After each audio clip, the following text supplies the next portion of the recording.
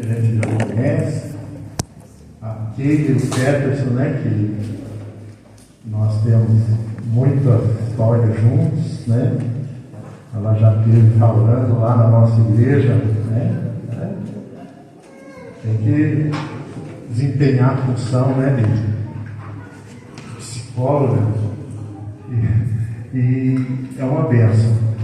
E eu louvo a Deus pela sua iniciativa também, que nós possamos copiar, né? Eu acho que faz muita falta esse tipo de trabalho. Eu só acho que você deveria ter convidado outro tipo de ensinador, né? Mais gabaritado. Traz o Levi Barino num dia, depois ele chama no outro. Levi Barino, ouvir ele é maravilhoso, né? Eu tenho certeza que Deus deve ter falado. É claro que o que foi colocado foi dentro de um tema, né? Mas em temas diferentes, para áreas diferentes. Ontem foi para falar para os desafios, superar esse desafio em relação à igreja atual. E hoje, para mim, foi colocado para falar sobre os desafios voltados à família, né? Então, nós vamos falar aqui, talvez não seja tão pentecostal assim, né? Mas nós vamos falar sobre esse desafio que nós estamos enfrentando, para nós vivermos os desafios atuais relacionados à família. Nós, como cristãos, que estamos aqui nesta terra servindo ao Senhor Jesus, nós estamos sendo bombardeados com muitas coisas, que nós vamos estar citando algumas coisas, que vêm em certos momentos a trazer problemas, transtornos às vezes, dentro do próprio lar cristão, porque a gente espera de um lar cristão que seja diferente, mas não podemos negar que nós enfrentamos os mesmos problemas que o mundo enfrenta, porém com maior investida, porque o diabo sabe que nós temos um padrão a seguir. O mundo, ele caminha por um padrão que é estabelecido por pessoas que pensam. Nós vamos ver que já desde o princípio existem pensadores, pessoas que se aprofundam em pesquisar, em achar. As filosofias sempre fizeram parte. Nós vamos ver isso muito quando Paulo ele chega na cidade de Corinto. Paulo vai deparar com esses pensadores, para o povo da igreja de Corinto ir para a praça para ouvir um filósofo, alguém trazer uma filosofia nova, era coisa maravilhosa. Eles iam e saíam, né? E aí, quando Paulo chega, Paulo diz: olha, quando eu vim a vocês, eu não vim com sublimidade de palavra, trazendo, eu me ative a trazer para vocês nada mais do que Cristo e esse crucificado. Aleluia!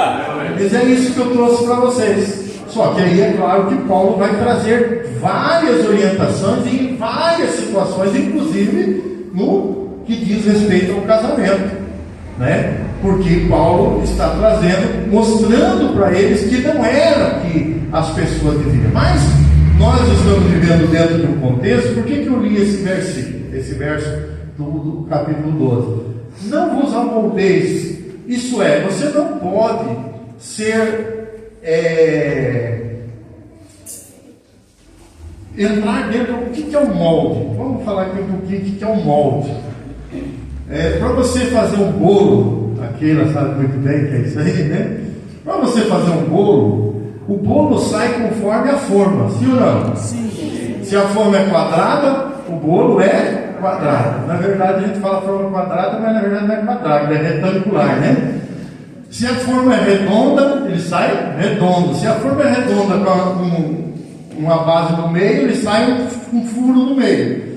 Porque o que determina como vai ser o bolo, a forma, o formato do bolo, é a forma que ele está sendo colocado.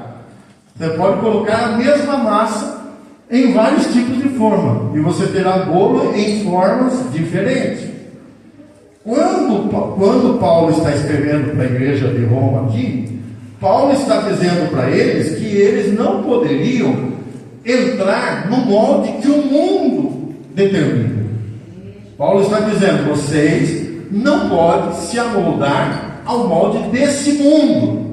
Vocês precisam transformar pela renovação do vosso entendimento. Por quê?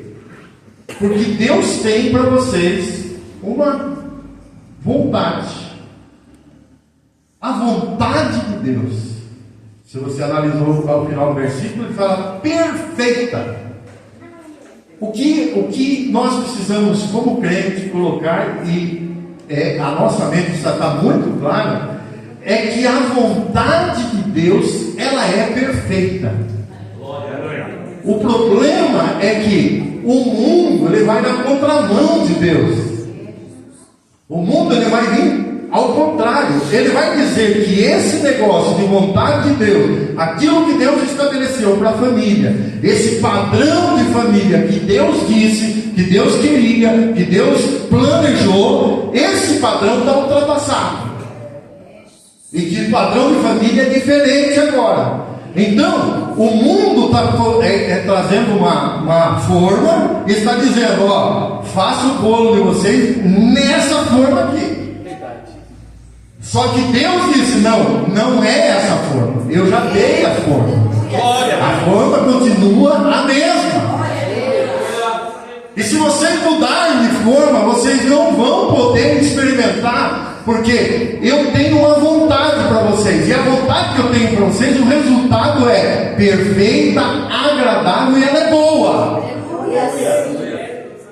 Deus coloca o homem no jardim, ele coloca eles, e Deus tem um plano maravilhoso para o homem. É perfeito. O plano de Deus é perfeito. E aliás, era para o homem viver para sempre. Por quê? Ele vai lá e coloca 2 árvores lá. E uma árvore que ele coloca lá no meio do jardim, a Bíblia diz que é a árvore da vida. E a árvore da vida, ele comendo da árvore da vida, ele ia viver eternamente.